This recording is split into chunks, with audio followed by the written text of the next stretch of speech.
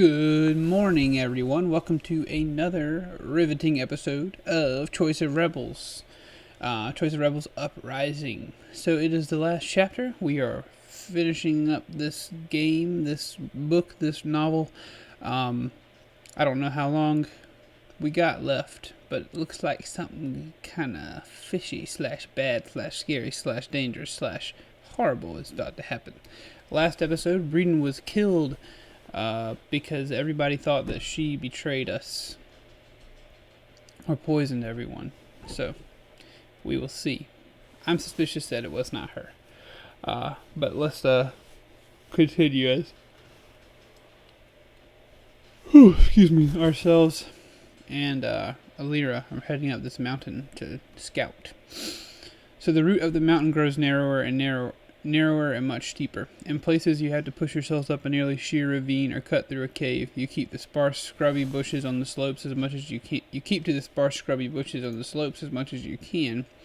Mindful of how visible you must be from below or from the air. It's deliberately slow going, with one of you always scanning the sky and forest while the other presses onward. You're approaching the upper crags when Alira breathes tautly from behind you. Captain?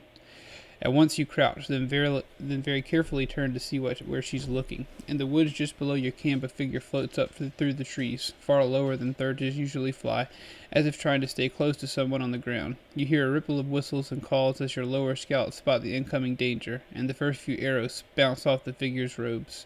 Then something huge and shadowy slips over the edge of the slope into your camp. Angels, those sweet angels. I share a wide-eyed glance with Alira.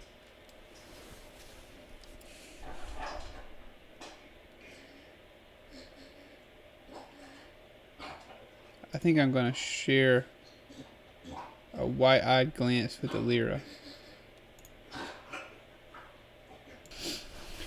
Two more enormous shadows follow in the wake of the first. Two more cowled Thurges rise out of the foliage. Over the shrill cries of your followers, a howl rends the air. It's like nothing else you've heard in your life. You've been in the woods when the aristocrats' packs go after a stag, and no dog's throat could make this deep-throated, gravelly roar as much lion as wolf. Even before it reappears on the lower slopes of the mountain, you know it can only be a Plectos hound. The Thurgy twisted dog is the size of a horse. Its snout is unnaturally stretched, its hairless neck and shoulders thick with added muscle. A row of bone spikes emerges between its eyes and runs down its spine to the root of its poised, prehensile tail. The scouts on the first ledge shriek and sprint for the nearest cave. You groan, helpless to keep your followers from being savaged, but the Plectos ignores them, snout close to the ground, and continues bounding up the mountain. It lands on a rocky crag which dissolves into a scree under its iron-boned weight. As the hound scrabbles for purchase, sending a shower of small boulders into the air, you remember climbing up that outcrop just a few minutes ago. Glanos, Captain, it's got your scent. Alira's nostrils are flared, her whole body trembles with the urge to flee. Staring down at your approaching death, you feel clarity descend, and with it a moment of inexplicable calm. We'll have one chance, Alira. Get to cover, but keep us in your sights. And when I knock the Plectos off the mountain, put an arrow in the Thurge. One chance, understand? Oh my. As your chief ranger hurries off up the slope, you scramble down and away, to a narrow ledge that curves around the side of the mountain. A scattering of stones rolls ahead of you. You stop just before the point where the stones plummet into the air. Xanos, this is such a terrible plan. For an instant, swaying on the edge of the cliff, you see your followers in the grove far below. The two other Plectoi run amongst them, noses to the ground. They gut a few with snaps of their tails, but mainly bound through the fleeing crowd, hunting for something or someone. Then you hear the triumphant baying from behind you, and turn to face the hound beast. It springs down the slope towards you, skidding on a wave of scree. Behind the Plectos, a Thurge rises into the air, fingers dark with blood. I'm going to be poised and silent. Knife in hand, you balance lightly on the balls of your feet. Your senses are heightened to such a degree that you almost lose yourself. You're the least vivid object in a world of tumbling stones, crushed pines, and the roaring black-eyed monster. Yet, when the hound is almost upon you, you fling yourself to one side as smoothly as any dodge you ever made in a crowded scrum. You duck out of the way of his whip-like tail, which grazes your shoulder rather than splitting your skull.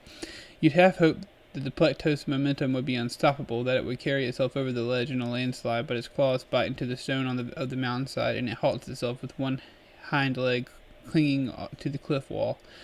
When its baleful gaze meets yours, the animal urge to flee nearly overwhelms you. Instead, before it fully regains balance, you whip your blade into one deep-set eye. The half-blinded Plectos snaps its head back with a bellow, loses its grip on the stone, and topples from the edge. Dang, we are such a boss. It jerks to a halt, caught by the Thurgy in the mid-air, but a moment later drops again. Its final howl ends abruptly at the foot of the crag. Scrambling up the hill, you find Alira looking shaken but triumphant. You are right, Captain. She points over the edge of the cliff. Fell down there when my arrow took him. Must have been trying so hard to keep the beast from falling that he couldn't keep his armor up. Thank angels. Man, we're cool. That hound had you in its nostrils, Captain, Alira says again, her usually steady voice quavering. Coming for you, ignored half the band. Thanos, I'm not the only one.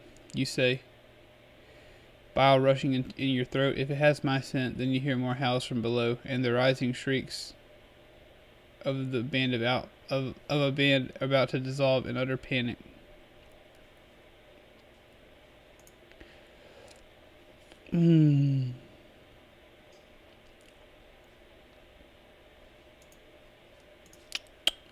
Father, keep myself to cover. Rally the outlaws before they break. Let's try that. You dash down the mountain, Alira 2 steps behind. Below you are great swaths of flattened trees where the remaining Plectoi have hunted for you and your small group of outlaws. Only 1 or 2 bodies are visible, the rest have been in the caves or fled quickly into them. Hurrying into one of the larger caverns, you find your followers on the verge of a rout. Only Colt seems to be keeping them from scattering to the winds. He grips the shoulder of one wavering bandit and speaks in a voice loud and cutting enough to be heard over their babble. Run and you die. They pick you off one by one. Your only hope is to stand with me, here, together, now. Against Plectoi, someone cries disbelievingly. Colt bares his teeth wolfishly. There's no escaping the Thaumatarch's hound pack. The fools have left us no choice. His voice rises with joyous, feverish conviction. So stand and fight as they charge. Fight even as you feel their damned teeth in you. Keep fighting those monsters until the last breath leaves your body. Because I swear the last thing you'll see will be your brothers and sisters killing it, cutting down a Plectos, and you'll go proud and laughing to the angels and say, when they came for us I saw the impossible. I saw the Plectoi lose. I saw them die. I beat them. Colt is cut off by a roar and a shower of stones from the ceiling. A Plectos bounds into the cavern, jaws agape and tail poised to strike. Huh. We never learned how to do Thurgy.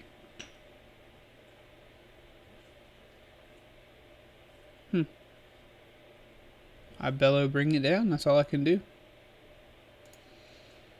Already moved by Colt's speech, your rebels hurl themselves with a thin battle cry against the terrible beast, but there are too few outlaws to distract the hound from its prey. The gape-jawed Plectos tears through them without once taking its eyes from you. Its hot breath and crushing teeth are the last things you feel. Good Lord. You have died.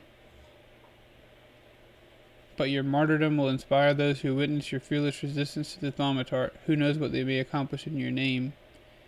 History may yet regard your uprising as the catalyst for the rebellion that finally brings down the Hegemony. Huh.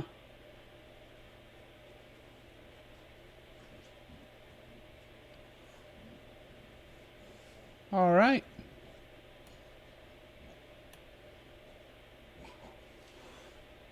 Well, what do you know?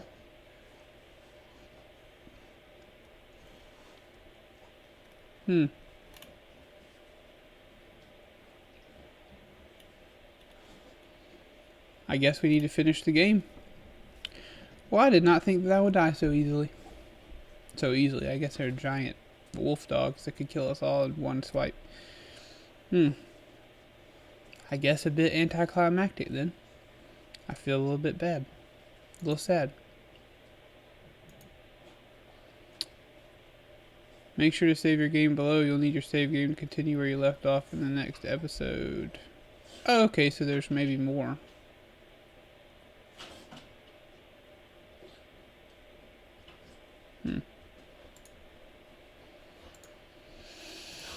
Let's say tank media. Oops. Game. Dang. We'll do pinkmediagames@gmail.com.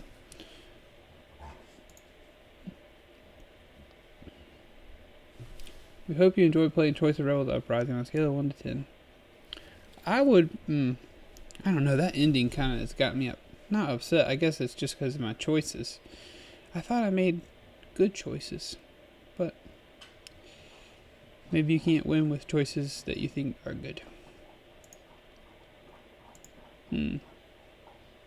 I'll give it a 9. It's pretty fun. Thanks for playing. Alright, thanks everybody. Well, I guess this is the end. This is the end of Choice of Rebels Uprising. It's kind of a sad time. But alas, we'll find something else to play. I hope you will continue watching. I don't know if I'll play another Choice of game, or maybe I'll play a Telltale game. I'm not sure. I think I'm leaning towards playing through the Walking Dead Telltale series, because I like the Walking Dead. And I've always been intrigued by it, but never actually played it. So maybe I'll play that. But in the meantime, thank you so much for watching. This has been by far my most popular series on the channel, if not the only one that people have watched. And I just very much appreciate you watching. Please stick around with me as we play some different games and have some fun there.